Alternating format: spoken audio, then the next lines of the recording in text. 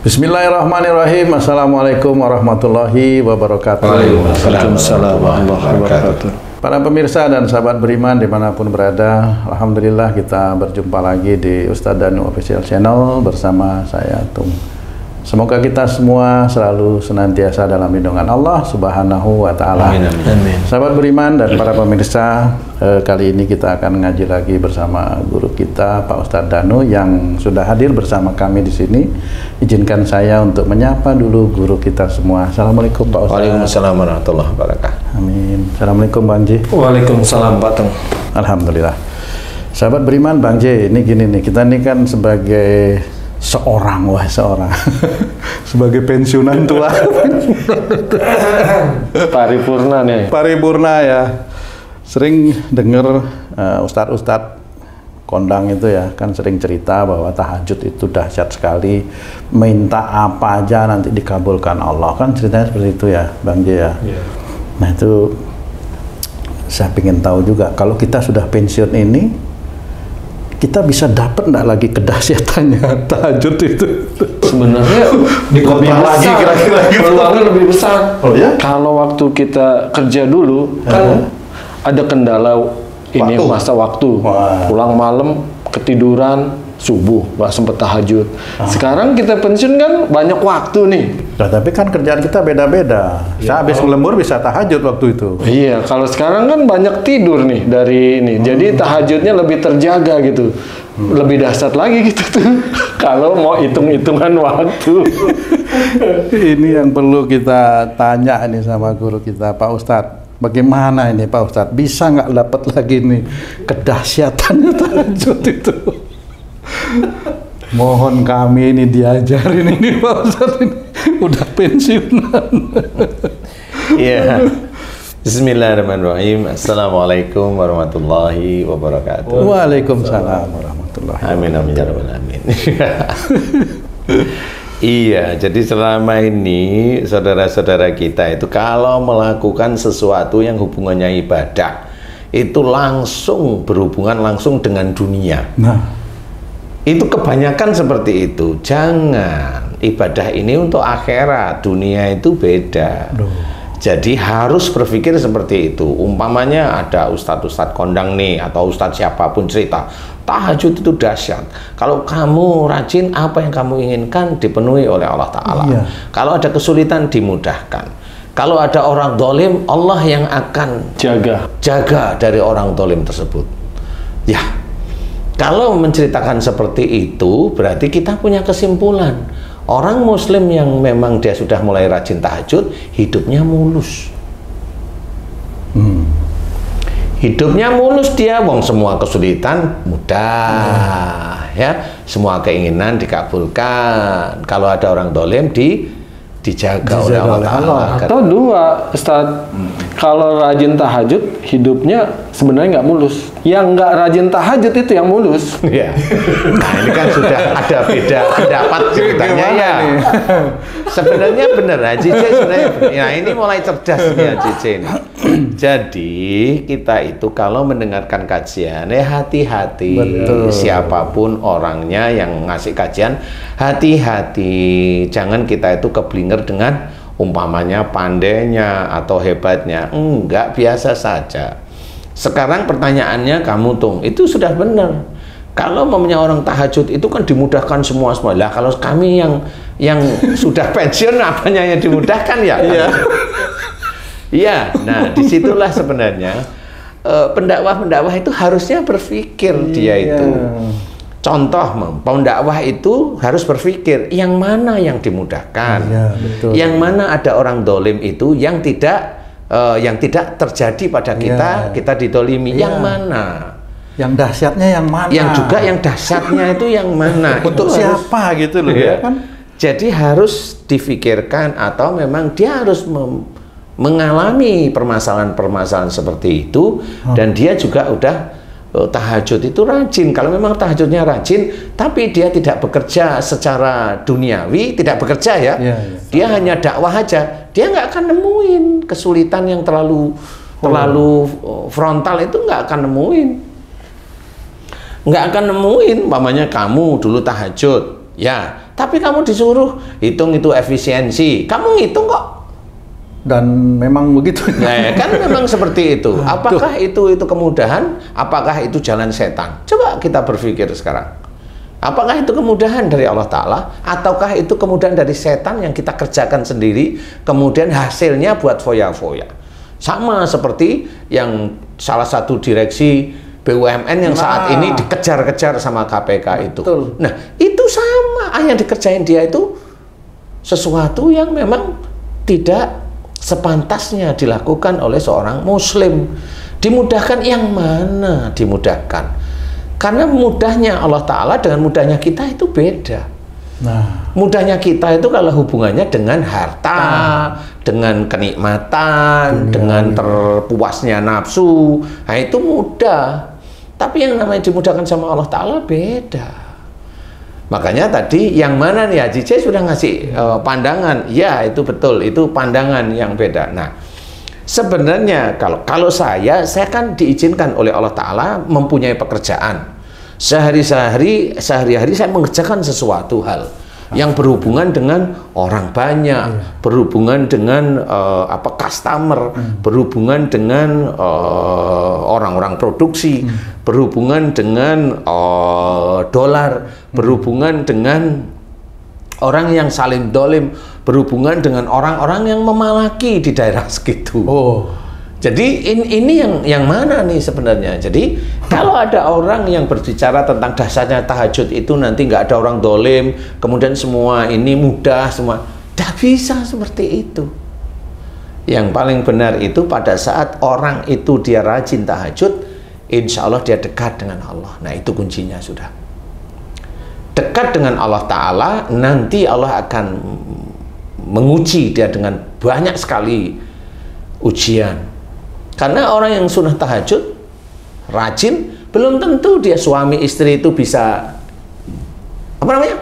Bisa rukun. Belum tentu. Itu lagi tuh. Kamu rajin nggak tahajud? Saya tanya kamu sekarang. Insya Allah. Insya Allah. Istrimu rajin nggak tahajud? Insya Allah. Nah, saya tanya, kamu terbuka dengan istrimu itu sejak tahajud atau akhir-akhir ini? Akhir-akhir ini. Lah ya sudah kan ketemu. Kenapa bisa jadi begitu? Lah ya bukan kenapa terjadi begitu. Katanya dilindungi gitu dahsyatnya itu. Nah, jadi bingung. Disinilah karena beliau itu menurut saya belum memberikan pengetahuan yang terjadi di dunia itu bagaimana. Bagaimana yang terjadi? Seorang yang menjalankan tahajud dan dia dekat sama Allah Ta'ala, orang tersebut itu pasti diberi petunjuk. Petunjuknya apa aja? Banyak macam. Umpamanya dia usaha. Padahal orang yang rajin tahajud itu usahanya mudah-mudah aja. Enggak. Dia usaha malah ditipu temennya. Walaupun rajin tahajud. Walaupun rajin tahajud. Karena Allah itu mau melihat dia rajin tahajud itu karena Allah atau dia rajin tahajud ingin harta dunia. Kuncinya kira-kira itu. Kalau dia rajin tahajud karena Allah Ta'ala, pada saat dia berusaha di dunia, kemudian ditipu sama orang, dia tersenyum. Ini ujian saya dari Allah Ta'ala. Itu langsung diterima dengan ikhlas, dengan lapang dada. Di titik dia itu berusaha mengikhlaskan, sehari, seminggu, sebulan, 1 tahun, dianggap dia sudah mulai berjalan, berhasil di hadapan Allah, bahwa orang ini cinta kepada Allah, bukan cinta kepada dunia. Karena kalau orang di dalam tahajudnya dia mencari dunia, pada saat belum dikabulkan Allah atau tidak dikabulkan oleh Allah Ta'ala, gerutu dia. Itu wajar atau enggak wajar sebenarnya? Ya kalau kita melihat dari sisi manusia wajar, ya. Tapi kalau kita dari sisi melihat keimanan enggak wajar. Karena Allah itu selalu menyuruh dan itu menjadi catatan utama kita sebagai seorang muslim. Inna sholati wa nusuki wa mahyaya wa mamati lillahi rabbil alamin. Sesungguhnya sholatku, sholat kita, ibadahku, ibadah kita, hidupku, kehidupan kita sehari-hari hingga matiku hanya untuk Allah. Berarti kita itu tidak diperbolehkan kita itu melakukan sesuatu itu dunia sebenarnya, hanya Allah. Lah tahajud kok untuknya dunia itu gimana? Sudah ibadah harusnya lillahi ta'ala untuk akhirat. Ini ibadah jadi jatuh martabat tahajudnya gara-gara pingin uang banyak, rezeki ngalir tidak henti-henti katanya. Nah, itu salah, itu mengajari jamaah itu menjadi salah. Walaupun yang ngajari itu pandai lah, dia dititipi oleh Allah Ta'ala kepandaian. Iya, tapi nggak boleh. Tetap ajari, Muslim itu adalah akhirat. Apakah dengan akhirat tidak boleh bekerja? Boleh. Nah, karena Allah menyuruh kita itu berikhtiar. betul. Ikhtiar kita untuk Allah. Makanya dalam berikhtiar kita itu berusaha untuk tidak dolim, tidak nyogok. Walaupun didolimi sama orang-orang tertentu, aparat tertentu, ya kita, karena memang kita berhubungan dengan dia, ya kita ngasih, tapi tidak ikhlas. Nggak apa-apa, harta yang kita berikan kepada dia itu bisa menjadi sedekah, tapi harta bagi dia yang dia ambil itu menjadi logam yang sangat panas yang nanti akan dimasukkan ke mulutnya sampai ke perutnya. Dan itu kalau dikasih kepada istri dan anak-anaknya, istri dan anak-anaknya juga akan merasakan di akhirat. Di neraka itu Pak Ustadz ya? Di neraka jelas. Karena di surga nggak ada dikasih logam panas, itu nggak ada. Tapi Pak Ustadz pernah ditipu juga Pak Ustadz? Ya sering. Loh, Pak Ustadz kan sering Ya buat baik sering. sama orang lain. Saya ditipu, temen saya ngaji sendiri, temen sekolah, temen SMA, temen ngaji, temen kuliah, ditipu saya. Tapi Pak Ustadz kan sering tahajud juga. Tapi bisa Wah, nggak usah tertipu. diomongin lah masalah tahajud. Nggak, maksudnya kok gimana itu ya? Apalagi kita ini aja ya. Karena begini, kalau namanya teman deket itu gimana sih? Wong dulu juga sama-sama temen, sama tahu, sama ini, kemudian datang, kemudian ngobrol santai, ngobrolin masalah agama, masalah ini. Kemudian dia bilang, ini aku ada kerjaan ini, nanti kerjaan seperti ini. Nanti kira-kira butuh dana sekian, nanti keuntungannya sekian, nanti kamu 60, saya 40%. Oke. Ya digelontorin. Apanya yang salah wong dia muslim? Dan ada perjanjian. Dan ada awal. perjanjian seperti itu. Setelah saya gelontorkan semua, saya masih ingat sekitar 350 juta. Habis itu saya teleponnya udah nggak aktif. Nah. Sampai sekarang tidak aktif. Akbar. Nah, seperti itu. Dan itu teman saya ngaji sendiri. Nah, ini satu. Kemudian banyak termasuk orang yang saya percaya. Dulu saya kasih kepercayaan penuh, kemudian dia khianat. Dia khianat kepada saya. Ya saya santai aja. Saya hanya cuma bilang di dalam pikiran dan hati saya, ya inilah ujian yang diberikan oleh Allah Ta'ala kepada saya. Sudah saya biarin, enggak masalah. Enggak terus saya marah-marah. Insya Allah enggak perlu. Karena di titik itulah kita itu nanti dinilai oleh Allah Ta'ala. Kita itu termasuk orang yang sabar di dalam menjalankan ibadah-ibadah kepada Allah. Atau kita hanya ngurusui dan hanya hati kita itu kagol, hati kita itu tercapek, hati kita itu marah hanya gara-gara uang yang cuma 350 juta. Banyak itu. Cuma Ya, 400 juta. Ada yang saya itu ditipu 1,3 miliar. Ada. Sampai sekarang. Kalau Dan orangnya saya tahu sampai sekarang dia mulai stroke ya seperti itu. Ya saya tahu, saya nggak mati. Tapi kan memang dia itu pada waktu ditagih dia itu malah marah. Kemudian ya sudah saya mau gimana? Marah. Akhirnya saya berpikir kali ini ujian Allah ya.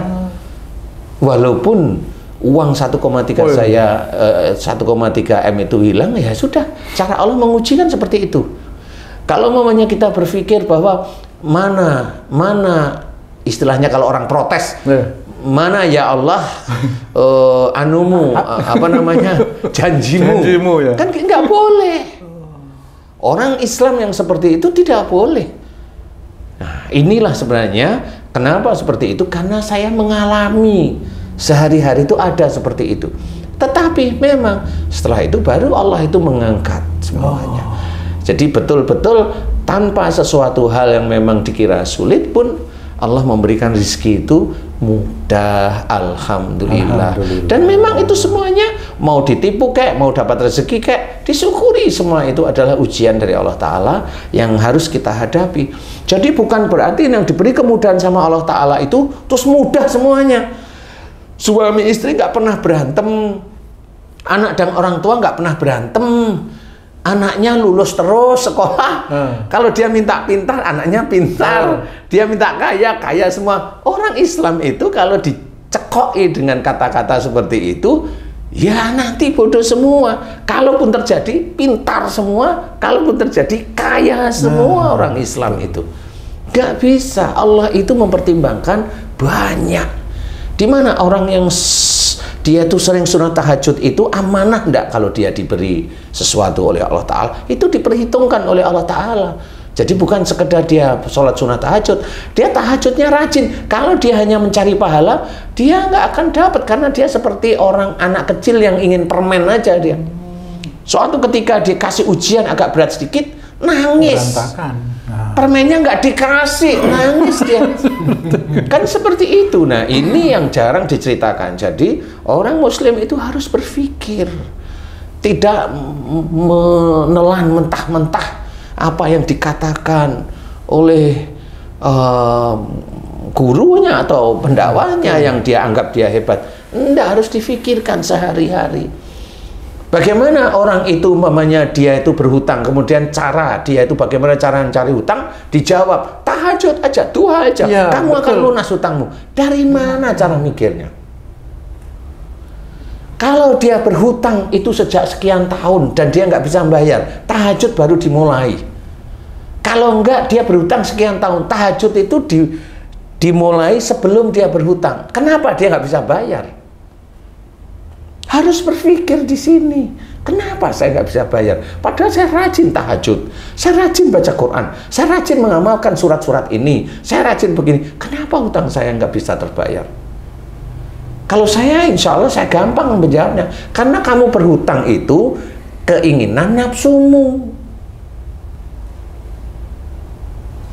Karena kamu ingin harta lebih. Coba kalau memang dia itu mencari rezeki itu betul-betul menginginkan dari Allah Ta'ala, Allah yang ngasih, kita ikhtiar, Allah yang ngasih. Nggak akan ada hutang sebenarnya. Allah itu mengajari pandai, bukan mengajari bodoh, nggak mungkin. Iya. Makanya kalau mau saya tanyain sama teman-teman, para ustadz-ustadz yang sering ke rumah itu, tanya, Ustadz, kok bisa seperti ini, usahanya apa? Ya saya menjawab, usaha saya ada. Berhutang nggak dengan bank? Alhamdulillah sampai sekarang Allah belum mengizinkan saya berhutang. Kalau bisa saya mohon Allah jangan mengizinkan saya berhutang. Amin. Karena itu sedih, kalau hutang itu sudah sedih. Makanya modal seberapa apa yang saya kerjakan dari pekerjaan saya itu nggak kecil, besar. Saya dikejar bank hanya untuk diminta hutang, saya nggak mau. Mending saya itu kerjain sendiri, uang modal saya alhamdulillah masih dititipi oleh Allah Ta'ala. Ada lah, ngapain saya harus berhutang? Ustadz nggak ngutang sama bank, tapi bank ngutang sama Ustadz ya? Ya, biarin urusan dia. Kan begitu ya. Nah, inilah yang harus diketahui, bahwa dasarnya tahajud itu jangan diuraikan atau disamakan atau diselaraskan dengan dunia.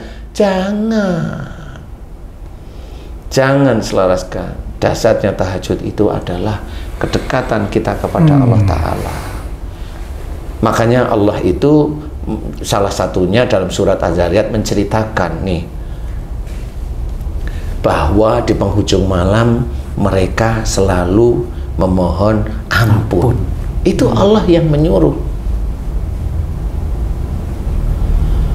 Jelas itu berarti Allah itu menyuruh dalam selesai kita sholat tahajud, mohon ampun saja.